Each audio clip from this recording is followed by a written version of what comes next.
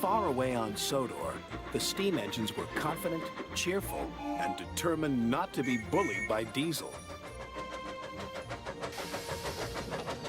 Only James, who now felt really useful too, was complaining. Wobbly wheels.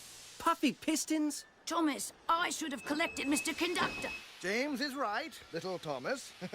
Collecting Mr. Conductor is an important job, Important is big.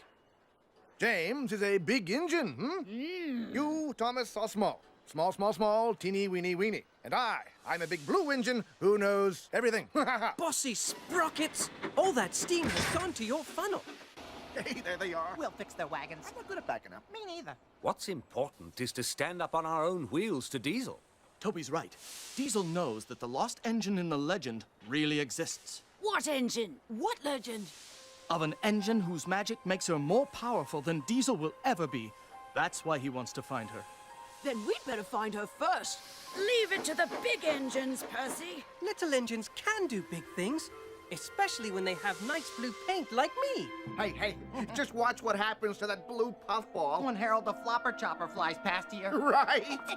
Routine flyby, chaps. Hello! The boss dumps sneezing powder everywhere. Let's start laughing now.